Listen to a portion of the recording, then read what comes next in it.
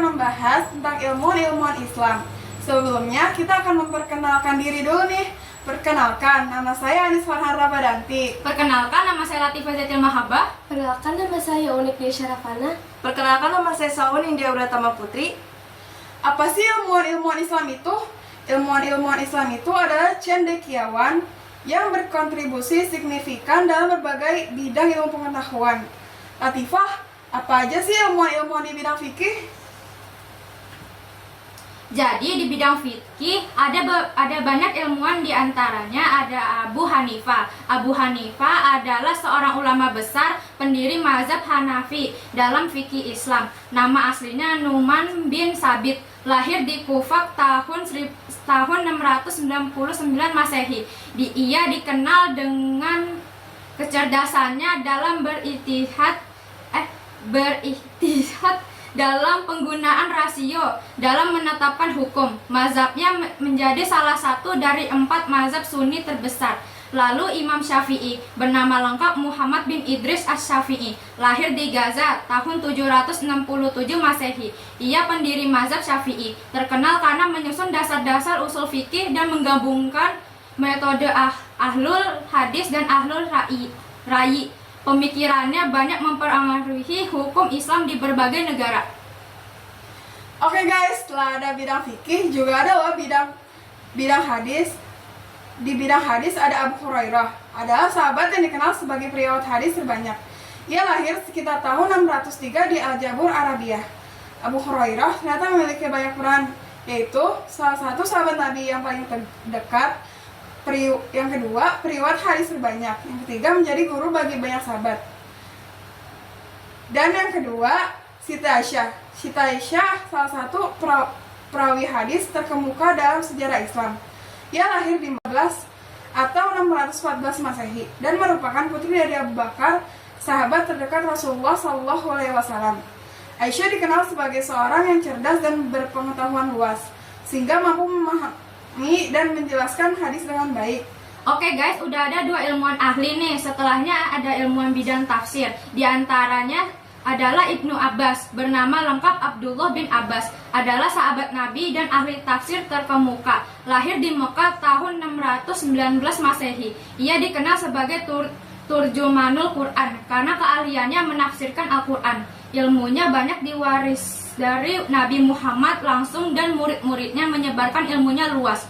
Lalu Ibnu Katsir lahir pada 1301 dan wafat pada 1373 Masehi, adalah seorang ulama besar asal Suriah yang terkenal dalam bidang tafsir Al-Quran. Lalu Ibnu Katsir lahir pada 1301 dan wafat pada 1373 Masehi, adalah seorang ulama besar asal Suriah yang terkenal dalam bidang tafsir Al-Quran. Nama lengkapnya adalah Ismail bin Umar bin Katsir. Ia merupakan murid dari Ibnu Taimiyah dan ahli dalam hadis serta fikih. Karya terkenalnya adalah Tafsir Ibnu Katsir yang menafsirkan ayat-ayat Al-Quran dengan pendekatan hadis dan riwayat sahabat.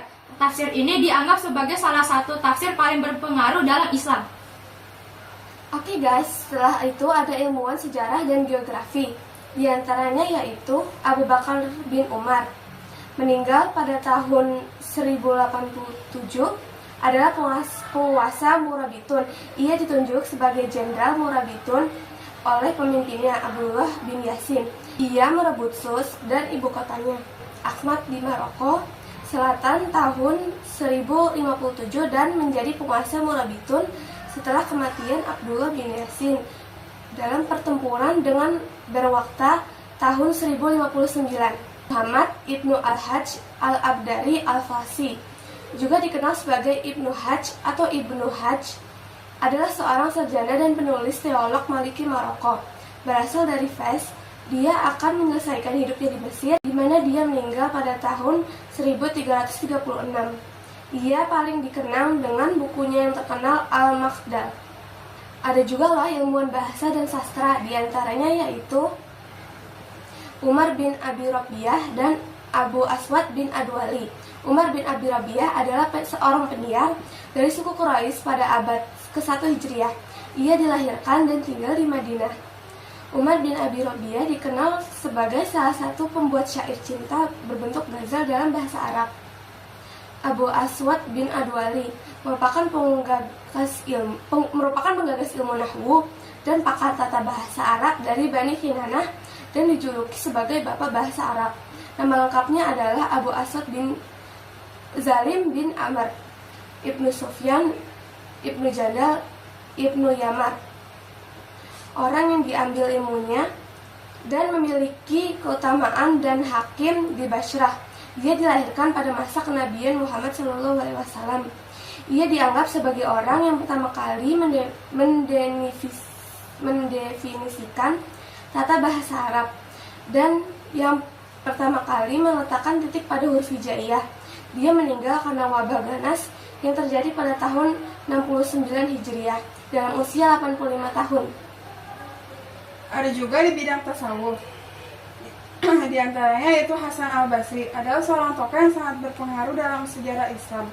Ia dikenal karena keilmuannya, kesalehan, dan nasihat-nasihat bijaksana yang terus dikenang hingga saat ini. Ulama besar dan tokoh sufi yang lahir di Madinah pada tahun 642 Masehi. Ada juga Rabi'ah al-Adawiyah, memiliki nama lengkap Ummu al-Khair Rabi'ah binti Ismail al-Adawiyah al-Kisiyah. Ia lahir dari keluarga Ismail yang hidup penuh dengan takwa dan iman kepada Rasul dan iman kepada Allah.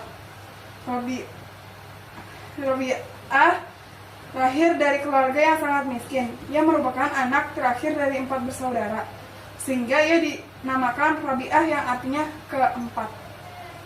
Ternyata udah kedokteran dan kimia. Penasaran kan kira-kira ada siapa saja? Yang pertama ada ilmuwan ahli kedokteran. Di antaranya, Luqman Al-Hakim adalah seorang tokoh bijak dalam tradisi Islam yang dikenal karena kebijakannya dan nasihatnya. Luqman Al-Hakim lahir di kota Mekah Al-Mukarramah, tepatnya pada hari Senin tanggal 12 Rabiul Awal, yang bertepatan dengan tahun Gajah atau 20 April 571 Masehi. Luqman Al-Hakim dikenal sebagai dokter pertama dari bangsa Arab dan ia juga dikenal karena kebijaksanaan dan nasihatnya yang tercatat dalam Al-Quran, khususnya dalam surat Luqman. Lalu ada Harits bin Kildah, adalah seorang dokter terkenal bangsa Arab yang berasal dari kota Taif, yang hidup pada masa awal penyebaran Islam. Ia telah menuntut ilmu kedokteran di Maristantan, Jundi Sapur. Ia sangat ahli dalam bidangnya sehingga dijuluki sebagai dokter orang-orang Arab. Nabi Muhammad pernah menganjurkan para sahabatnya yang sakit untuk berobat pada Harits bin Kildah. Di kemudian hari, ia memeluk Islam dan meninggal di masa kekhalifahan Umar bin Khattab. Yang kedua, ada ilmuwan ahli kimia. Di antaranya, Khalid bin Yazid adalah seorang ilmuwan dan ahli kimia muslim yang hidup pada abad ke-7 dan ke-8 Masehi. Khalid bin Yazid lahir sekitar tahun 668 Masehi. Ia lahir di Damaskus, ibu kota kekhalifahan Umayyah. Ia dikenal sebagai salah satu pendiri kimia Arab dan memiliki kontribusi besar dalam pengembangan ilmu kimia pada masa itu. Lalu yang terakhir ada Abu Al-Qasim Abbas bin Farnas. Ia berjasa mengembangkan ilmu kimia murni dan kimia terapan. Ilmu kimia murni maupun kimia terapan merupakan dasar bagi ilmu farmasi yang erat kaitannya dengan ilmu kedokteran. Akhir kata, semoga apa yang telah disampaikan